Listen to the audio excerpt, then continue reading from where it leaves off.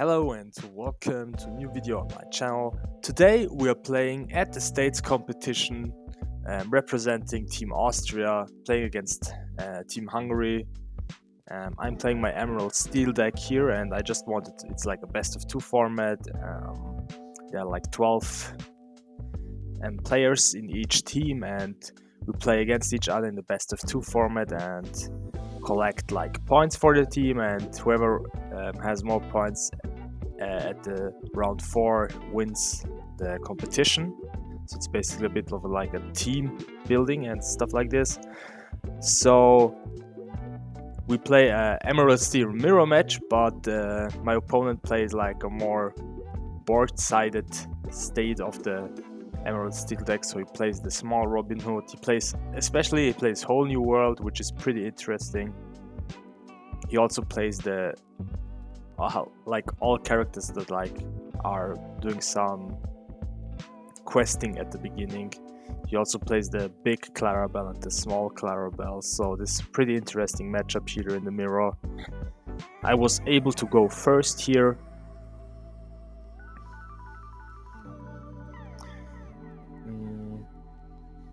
There was also like a big tournament this weekend. It's called the Enchanted Tour. It's I think the biggest tournament in Austria for Lorcana, and I was able to secure the 18th place. Like dropped the last game in a mirror match where I lost against Emerald Steel. With Emerald Steel I didn't see any Diablos in the first turns. That was pretty sad.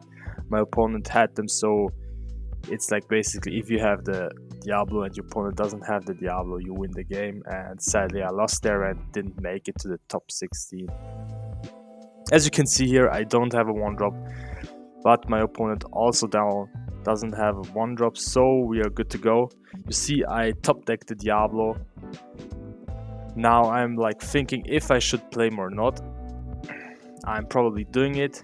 Looking at the hand of my opponent, I can see he has 2 songs in his hand. One of it is Zeus, which I'm also playing today, and the other one is Strength of Raging Fire. Nothing too special here.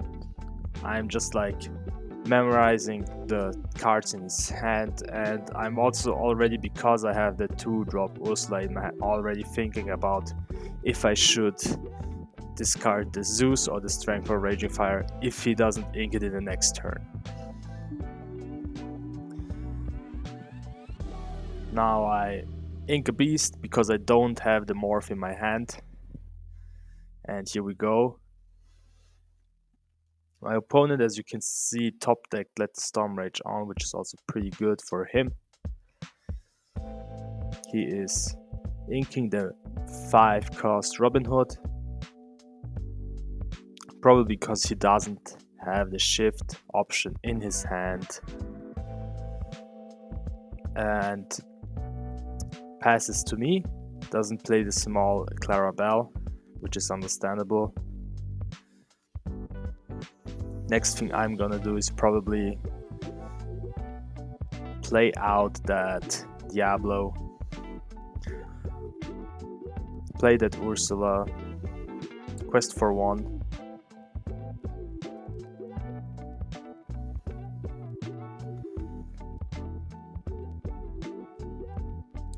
Probably I don't have the Diablo right now in my hand. I can remember. I remembered. I think I didn't have him here right now. He has the Strength for Raging Fire. I know he doesn't have an answer for turn 3, or if he has, he top decked it, like for example with a Smash or so. But I know he will probably play the Diablo. I think this was a slight misplay. He could have gone for the Pete here to like stop my Ursula from doing anything, and could have gone the next turn for the Diablo or even for the Zeus. As you can see here, I knew my opponent had the Pete, so I waited for that Ursula in turn 2. I would probably take his Zeus away from him. And the thing here is, as you can see, I knew he had the Pete, so I was thinking he will play the Pete, so I will remove the Zeus from his hand so my Ursula survives like one turn. I am dealing 2 damage on Diablo and 2 damage on my own Ursula to draw 2 cards. I could also just like sing once, but I think it's like really important to have those answers in my hand. And here I'm inking a Strength Raging Fire, questing for 1, still no Diablo in hand. And my opponent is playing the Clarabelle and the Pete now. He wants to get that Clarabelle out in next turn. Little does he know that I also have another Strength Raging Fire in my hand, so I baited him into like thinking that I inked my only answer for that big Clarabelle last turn. So if he wants to remove it from my hand, he would have to like wait one more turn for the Clarabelle to shift. So it's like pretty good for me at the moment. I can just like take my time. I could like also remove the Clarabelle now.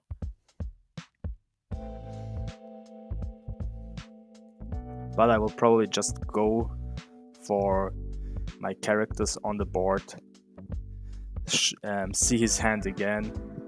See he had like Let's Stormrage on in his hand. Next turn the Clarabelle will be played. I have 2 cards in my hand. So if he inks 1 card, plays 1 card, he's able to draw 1 card, which I personally take because I'm not like afraid of that he's removing my board next turn. Maybe the right answer here for him would be to play the Pete again. But he chooses the option to play her out, quest for 2, and draw 1 card in the next turn.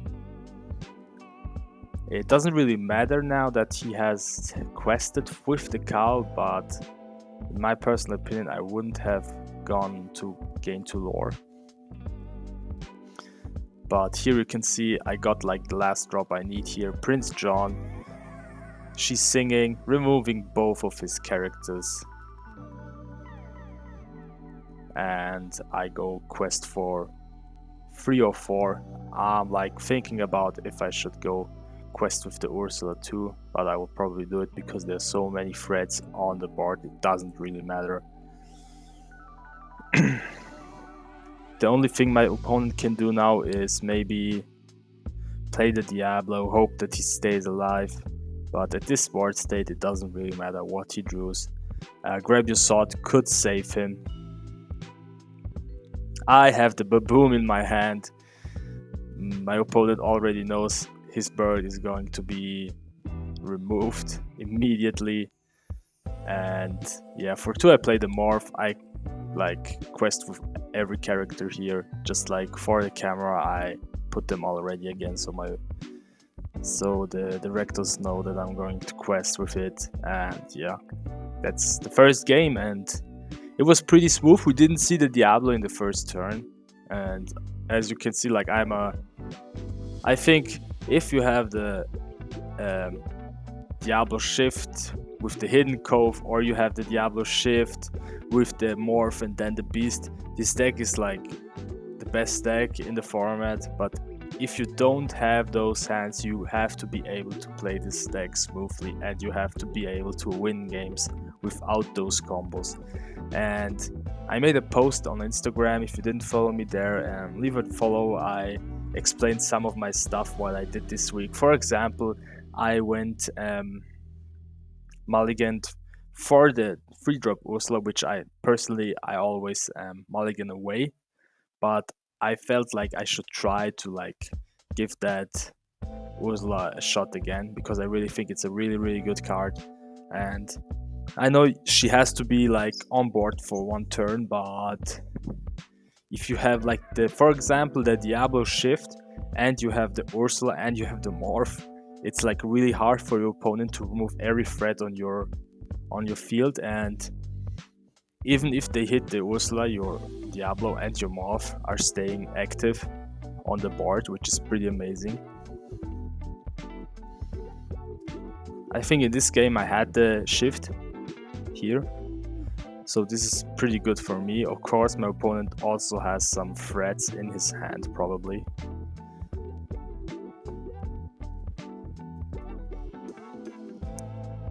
But as you can see, I'm also like thinking long if I should hold my hand or not, because I have the shift, I have a 2-drop, I have a 3-drop. Why should I mulligan anything from my hand? So I kept my hand here, which is pretty amazing, and gives you like how do I say it, like your opponent knows something big is coming, and if your opponent has to, like in this example, mulligan for 4 or 5, it's like pretty sad for him to see that you don't mulligan anything, so he knows you have the combo. Here you can see we don't talk about Bruno gets inked. I see he has the 2-drop Ursula in his hand, so I am baiting my opponent into the morph. You will see why, because I will shift my Diablo instantly and act like I have like inked and discarded all my songs in the hand. Because you saw I inked the We Don't Talk About Bruno and I discarded the Sudden Chill, so my opponent knows, okay, he probably doesn't have any cards in his hand, but sadly he still plays out the Ursula to see what I have in my hand, and as you can see, I still have the Strength of Raging Fire, which I just waited for that morph to get removed in the next turn, because I know he wants to shift him, especially with the Robin Hood or the Clarabelle, and maybe sing Whole New World with it. So the bait didn't got as planned, but we still have like the better board at the moment. We have the Diablo, we will probably play the morph next turn, and we will just quest for 1 with the Diablo, or maybe even sing Sudden Chill with him or anything. Here you can see I inked the 3-cost Ursula, quest for 1, pass my turn.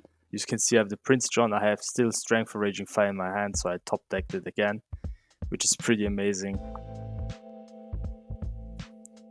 Here you can see my beautiful enchanted morph. I think this card looks so amazing, and people like open their eyes wide when you play with enchanted. I think playing with enchanted is like making the game even funnier.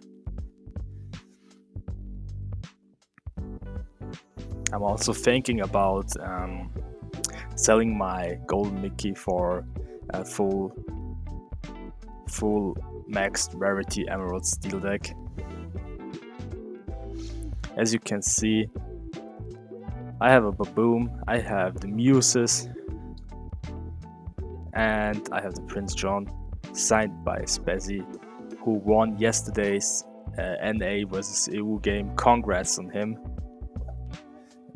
Also pretty interesting matchup. He played Amethyst Steel against Emerald Steel with the set 6 cards, and he really, with a really good game. All 3 games were like pretty tough, and he was able to secure that last game for him, going second, which is pretty amazing. So you can see here I am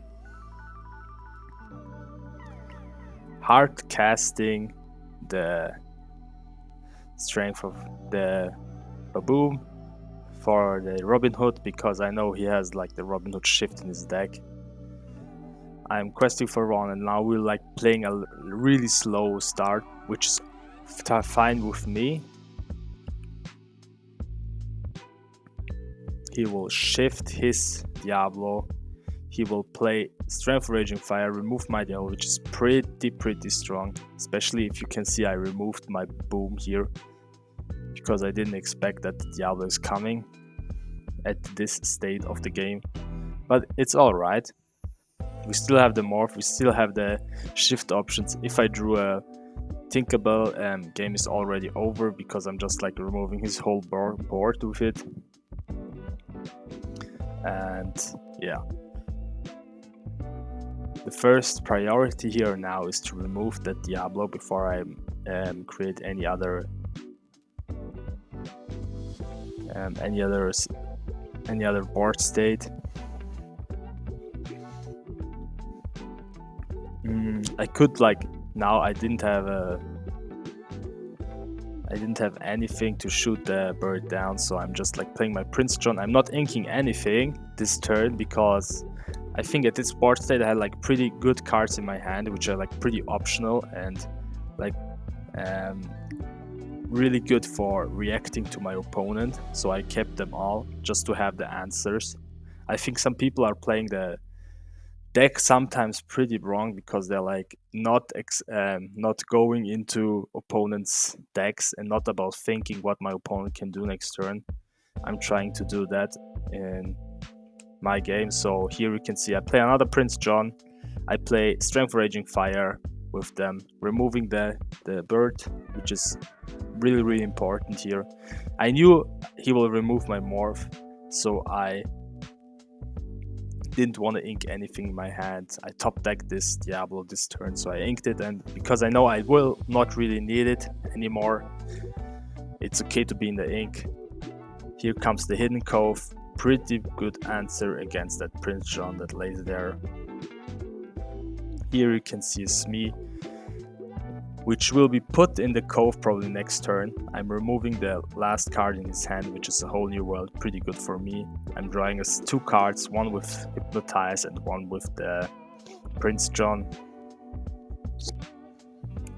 Here you can see I have the Hidden Cove in my hand. The thing is, I don't wanna show my opponent that I have the Hidden Cove in my hand, especially if it has like 6 strength to the answer to it, so he could like remove the Hidden Cove with his Smee and with the Ursula, so I'm waiting and not playing it. Instead, I will wait like 2 or 3 turns for my board to get like bigger. For example, I think I had like a Pete in this turn next turn, so I will probably first play the Pete, then play another character, slowly let him quest with his Smee. Here, his Smee is like getting 1 damage every turn, so I will wait till his Smee has like 3 damage and then destroy his Cove. I think this is the best thing you can do here, and I know it's like a bit risky because your opponent is questing for quite a lot, like probably could quest for like, if I have to think, like to 9, 10, 12, 13, he could quest for 13 or even 15, and then you start to like remove his board. It's like a bit risky, but at this point of the game you have to do it. I am countering maybe a whole new world or some removal in the next turn with my Pete. And the next big thing here is next turn I will remove his Cove, and he's going to quest again. I will probably remove the Cove in like 1 or 2 turns, because I will just let him bait into like having the Smee 3 damage on him and then remove the Cove, and with the Cove the Smee also gets removed. But little do I know that my opponent, because I remember this moment, will draw Ursula next turn, see my Hidden Cove, and will not quest with the Smee anymore, because he knows, okay, the Smee will be removed next turn if I go quest with him. So it's a pretty good idea from my side, but the Ursula destroyed my plan because my opponent was not able to remove any cards from my hand, but had information that I'm planning to do that. So yeah, that's pretty unlucky for me. But as you can see, I just played my 3-cost Ursula, who is like, if I top deck a good song, the game is over. Here you can see he removed even a Sudden Chill from my hand. He saw I have the Hidden Cove. He knows he won't go questing this turn. He will just like stack all his characters and try to like quest all in for 1.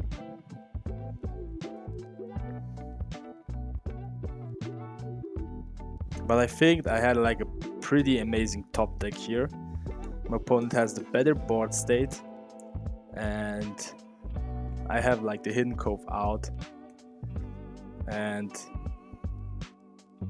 the first thing you can see, I got the Let the Storm Rage on top decked, and I'm just like thinking, what will I remove first?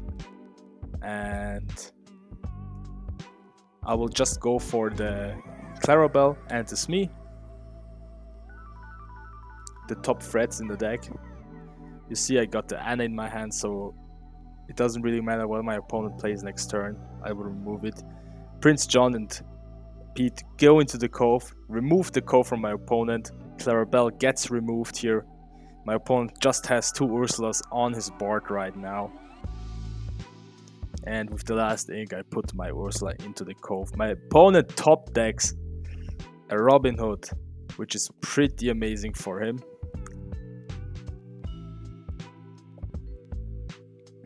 But on his board, he still can't remove my hidden Cove here. He still has like 1 damage less for the Cove, so he misses like 1 damage for it.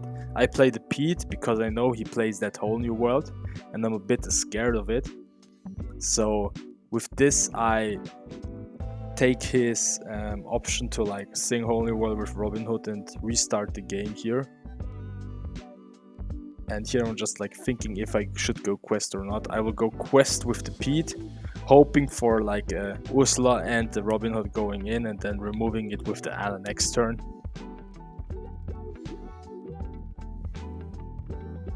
I think my opponent at this point got like a 1-drop or so, which is not that scary for me. Plays it out. Probably will quest for 2 or not. We still don't know here. And yeah, you see that also if your Diablo gets removed, if your characters gets removed, you still have characters that can bring you back to the game. For example, the Prince John, the Ursula, also just like a normal Pete. I will probably go quest with both of those Petes here, slowly gaining lore, making pressure to my opponent, and baiting him into trading with his Robin Hood.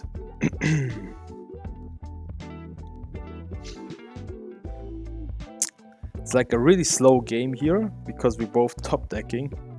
My first game was against a Robin Hood deck, which was pretty interesting and pretty intense because we both top decked in the last few turns and just hoped for removal or questing power because we were both at like 17 lore. So also pretty funny matchup, and this day was like really so successful for me. I got like 3 wins against 3 different decks and 1 draw against Belal, who is also playing at the NA versus EU this week on Thursday, and it's like really interesting and just shows me that I'm also able to like compete against those top people in the current meta. Yeah, you can see he removed my Diablo by giving it 2 damage and then removing the Cove. Just thinking about the card he has in his hand, if he should quest or not. Keeps the card in his hand, which is a bit risky if I have like a Prince John and like 2 cards in my hand. But the thing is, here I will just like attack with the Ursula.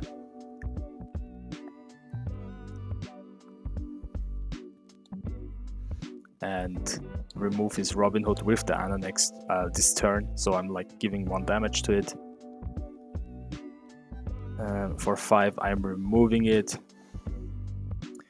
He should be allowed to draw a card. I'm not sure if he's doing it. He's not doing it, which is pretty awkward. Maybe he just forgot it. I didn't pay attention, to be honest here. I'm just like focusing on how to like remove the board of my opponent as good and as efficient as I can. And the fun thing here is I'm just like removing his small Ursula with my big Ursula, and I'm just like questing for 2, slowly making pressure, slowly removing his board, giving him like no time to like come back here with any option. He plays it. It's another Ursula here. It's a Pete, so I can't sing in the next turn. So I'm playing the Ursula. I am questing with everything I have because it doesn't really matter anymore. Or no, I'm just like questing with my both Pete's, which makes absolutely sense. I can like quest for all in, but it wouldn't really matter because I want my characters with my threats like the Prince John and the Ursula to be like still alive. He plays the Smee. The thing is here, if I would play it quest with those characters, they would probably be removed here. And now I play Strength Raging. Let's Storm Rage on with the first Ursula here on top. I'm just like thinking if I should quest with the one who has damage on it, or if I should quest with, sing with the one who has no damage on it, just for myself, not because it's like really important here anymore. I'm making 4 damage on the Smee, removing it here, drawing 2 cards, having the strength, removing both characters, and that's game for me. And this is how I won 2-0 against the Emerald Steel board crusher deck. Like, this deck was really intense, and as you can see, he would have top decked the Graveyard Sword, which is not that bad for me because I would still have like 3 cards left on my board. But yeah, that's really cool. I hope you guys liked it. Leave a like, and I see you guys soon. And soon we will be playing in Paris. I will present you my deck, which will I play in Paris. And yeah, bye.